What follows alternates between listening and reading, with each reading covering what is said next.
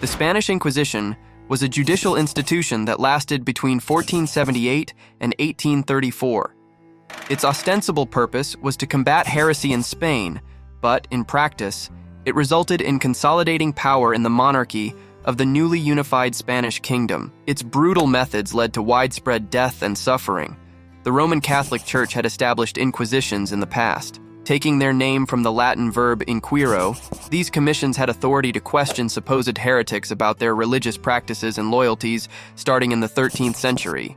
Unlike much of Western Europe at the time, medieval Spain was a multiracial and multi-religious country with large Muslim and Jewish populations.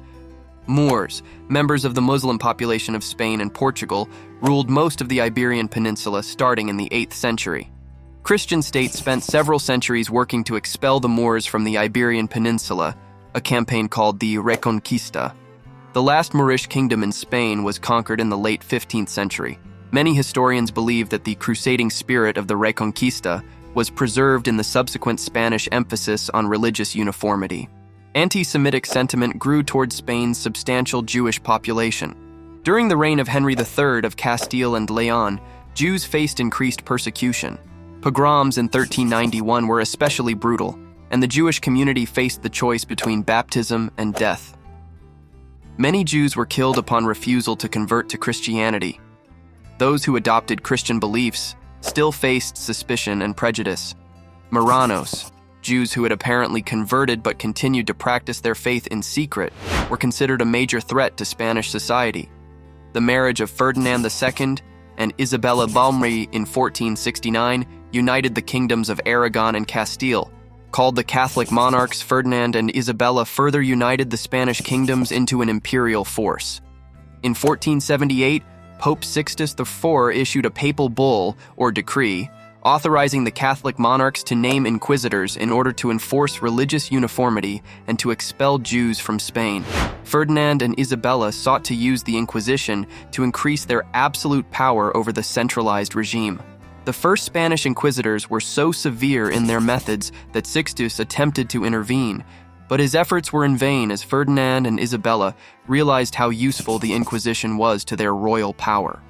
The Inquisition was characterized by secret procedures, the use of torture during interrogation, and the complete lack of rights for the accused. The auto da fe, Portuguese for acts of faith, were public ceremonies during which sentences against the condemned were read.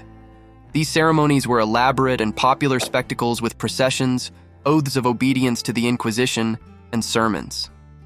The condemned were afterward turned over to secular or non-religious authorities to actually carry out the punishments. Extreme punishments included execution or life imprisonment.